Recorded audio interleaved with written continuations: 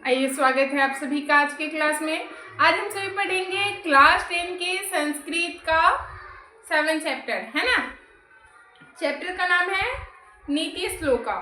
ठीक है, शुरू किया जाए चैप्टर।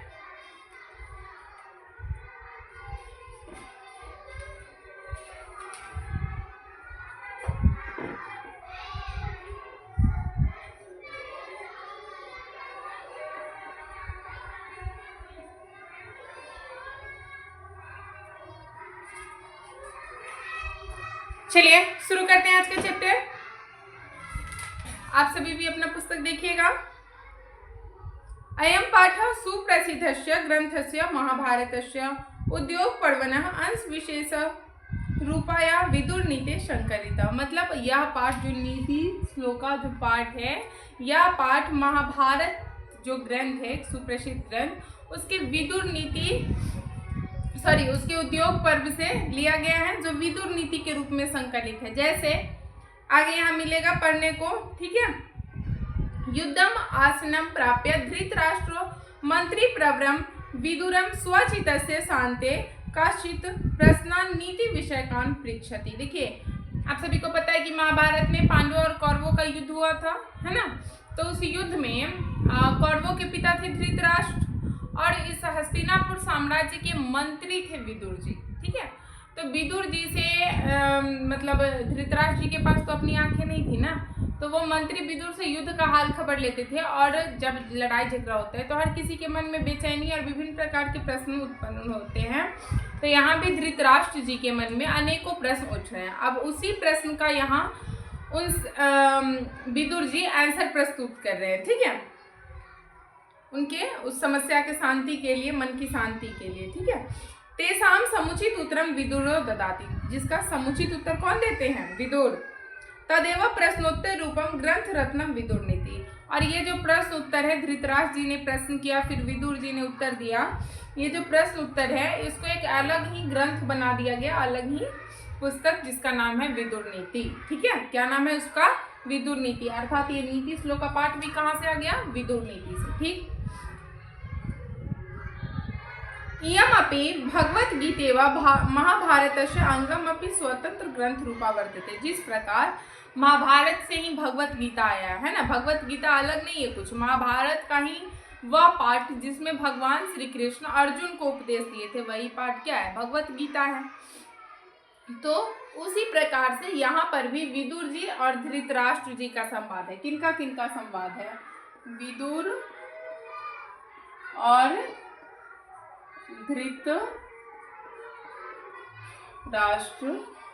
का संवाद, है ना। यही ना है हो। इसमें विदुर जी क्या थे? तो मंत्री। और धृतराष्ट्र क्या थे? तो राजा धृतराष्ट्र।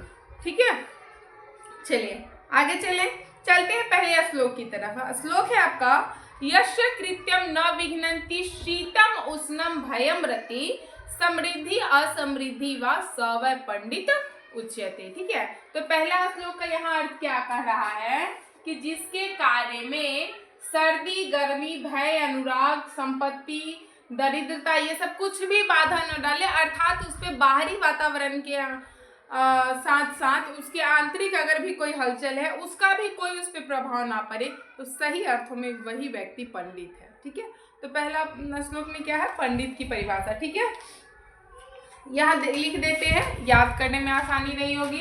क्या यहाँ पे हम लिखते हैं कि जिसके कार्य में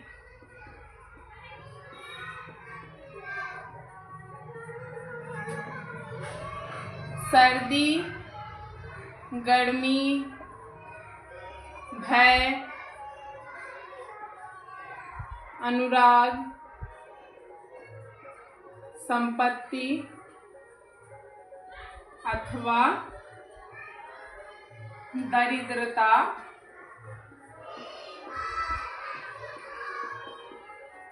बाधा नहीं डालते, वही पंडित है। ठीक, फर्स्ट श्लोक का समझ में आया। सेकंड में चलते हैं। सेकंड क्या है? तत्वज्ञः सर्वभूतानां योगज्ञः सर्वकर्माणां उपायज्ञो मनुष्याणां नरः पंडित उच्यते, है ना। देखिए दूसरे में भी पंडित की परिभाषा है, ठीक। दूसरे में भी किस चीज की परिभाषा है कि पंडित कौन है ना। तो क्या है कि जो सभी तत्वों के बारे में जानने वाला हो, ठीक है, सभी भौतिक पदार्थों की जानकारी रखता हो, और अगर कोई समस्या आ जाए तो हर समस्या का निदान उस आदमी के पास हो, वही आदमी क्या है, असल अर्थ में पंडित है, ठीक है। तो यहाँ पर हम दूसरे श्लोक का अर्थ क्या लिखेंगे, सभी तत्वों भौतिक पदार्थों का ज्ञान रखने वाला तथा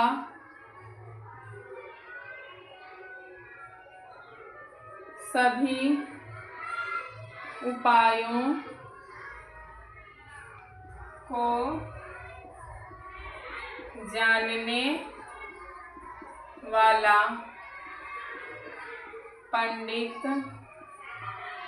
कहलाता है, ठीक है। चले तीसरे श्लोक की ओर। तीसरे श्लोक का अर्थ है अनाहूतः प्रविशति अपृष्टो बहुभासते अविश्वस्ते विश्वसिति मूढ़ चेता नराधमा, है ना। मतलब अनाहूतः प्रविशति मतलब बिना पूछे ही जो भीतर चला है, ठीक। अपृष्ट बहुभासते और बिना पूछले बहुत कुछ बोल जाए, ठीक है। और अविश्वस्ते विश्वसिति अविश्वासी पर भी विश्वास करने के लिए रेडी हो, तो ऐसा आदमी एकदम मूर्ख है, ठीक है। अगर हम सभी के अंदर ये क्वालिटियां है तो हम सभी भी क्या है, मूर्ख हैं। इसलिए अगर मूर्ख नहीं बनना है तो इन क्वालिटियों को छोड़ना होगा। चलिए चौथा में चलते हैं। एको धर्म परम श्रेय क्षमय का शांति उत्तमा विद्या का परमा तृप्ति अहिंसा का सुखावह।